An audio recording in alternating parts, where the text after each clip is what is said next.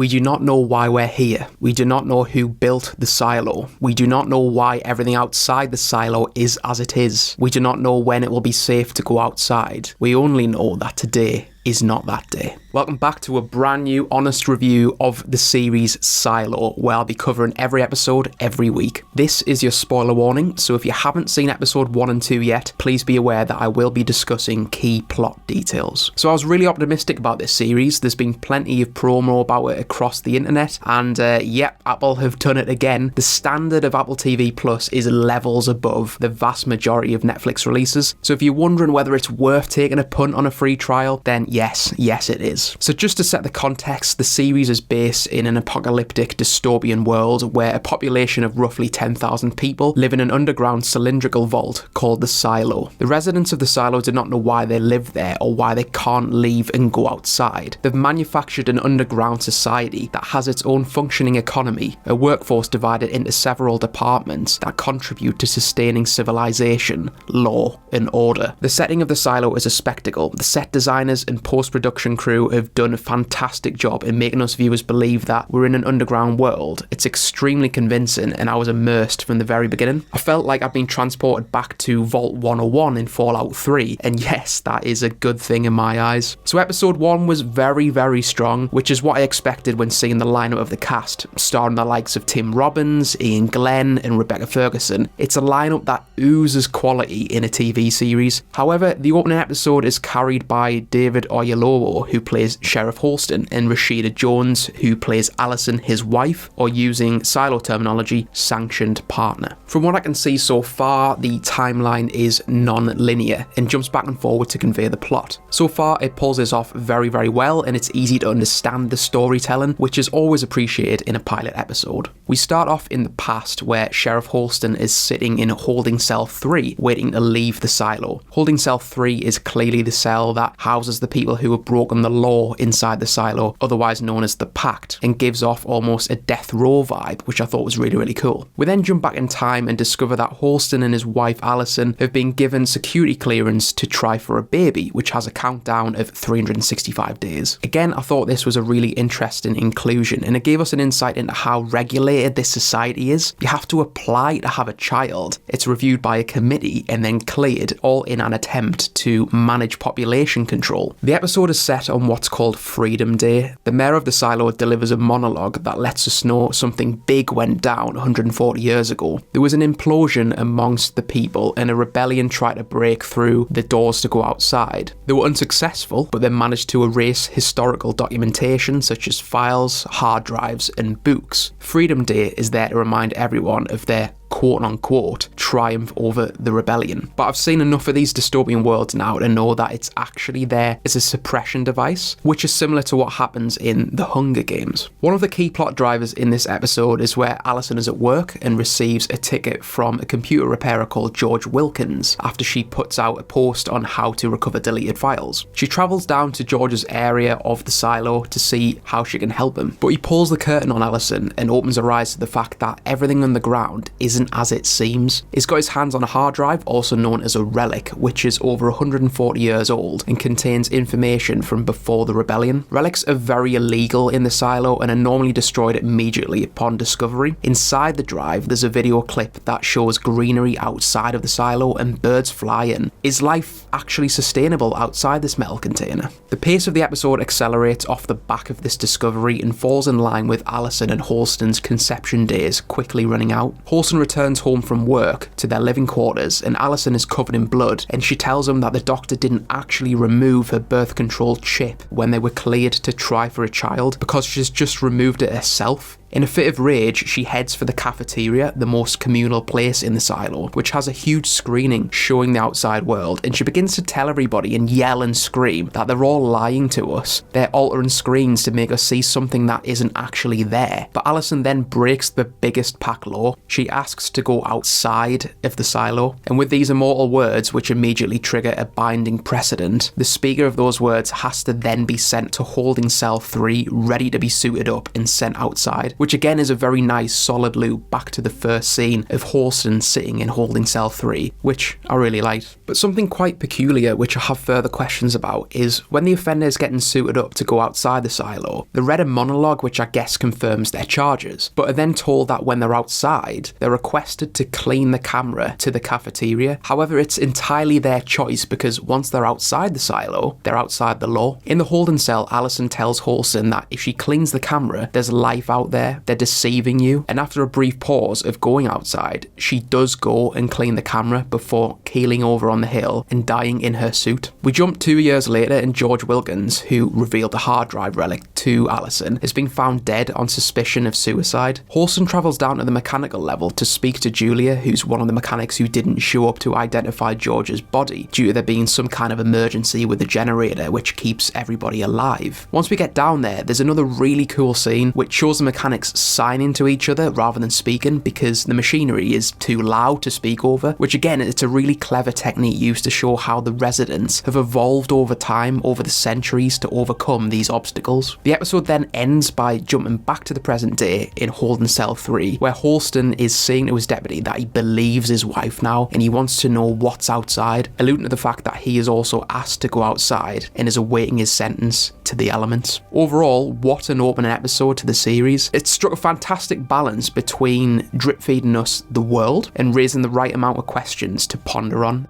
The acting was also phenomenal, and it made me really believe that this was a real place. So on to episode 2. Episode 2 gave us a more in-depth introduction into who I imagine is going to be the main protagonist for the series, Julia, played by Rebecca Ferguson. Julia's in the cafeteria and is watching Halston walk outside of the blast doors in his wife's footsteps. He also proceeds to clean the lens of the cafeteria camera, but follows the same fate as Alison. After taking a few steps up the hill, he falls to the ground and succumbs to what appears to be some kind of poison gas. He does take off his helmet though, and one of my initial theories is, are the higher-ups at the silo pumping gas into the radiation suit to kill off the wearer immediately? But I guess we'll have to wait and see if that comes into fruition or not. We also get our first look into Judicial, or Sims, who is the leader of Judicial. And I believe Judicial are a department that maintains some kind of order within the silo, and really, from a physical perspective, they look pretty badass, draped in all black. But the premise of the episode is again set in the past and mainly focuses on the investigative interactions of Julia and Halston in relation to the death of George. Julia doesn't believe that he killed himself because he left her something that looks like a sweet dispenser and a note saying, "Remember where you were the last time you saw this. I found what I was looking for." Something that's highlighted is the sanctioning of relationships. One of the deputies is speaking to Julia about George's death, and he states that all of this would be much easier if you were in a sanctioned relationship. But why? And I'm really interested in this. I wonder if it's maybe like a bylaw to not be romantically involved with someone unless it's declared and logged on a system. Again, this insight into how the residents are institutionalized within an inch of their lives and keeping secrets is eradicated to maintain control and prevent another rebellion. We also start to see Halston compromise on his values as the sheriff as they explore other possibilities into George's death. Julia uses the note that George left her and leads him way down below into the lower levels, into a tunnel that has a sign not to proceed any further. It leads to this huge underground chamber where George was storing all of the relics that he was collecting. It shows some history of the origins of the silo as well, which houses what is left of a huge mechanical machine that built the silo, but there was no way to get it back to the surface, so they just walled it off with concrete and left it. They uncover a sack full of relics that George was collecting, one which is a camcorder, and it was quite funny really seeing them look at this camcorder but not have any idea what it was. But as the audience, we know that it'll house loads of evidence about the outside world in a video format. But George leads them on a trail following some fishing wire which has a sack at the end of a metal platform. This is holding the hard drive from the first episode and the handwriting of his wife, which is the pivotal moment, I believe, where Halston believes everything that his wife has said. The timeline jumps back again and we see George and Julia speaking in the underground chamber. George has discovered what he believes is a tunnel on the hard drive and there's a door at the end of it. But the catch is, it's below the water, which starts to freak Julia out, evidently because nobody in the silo has the ability to swim. And the final scene shows Julia descending a rope from the metal platform towards the water, following the trail that George's discoveries have left her. So overall, it was another really strong episode in my opinion. The timeline definitely keeps you on your toes, does, but also keeps you engaged in the plot. And the series definitely isn't a slow burner, and I already care about where the story's going. I want to know where this door is. What is it? Where does it lead? Is it a back exit to the outside, or does it uncover more secrets about the silo? So let me know all your thoughts and opinions of the first 2 episodes in the comments section down below, and please like and subscribe if you enjoyed this video, and I'll see you next week for another honest review of the Silo.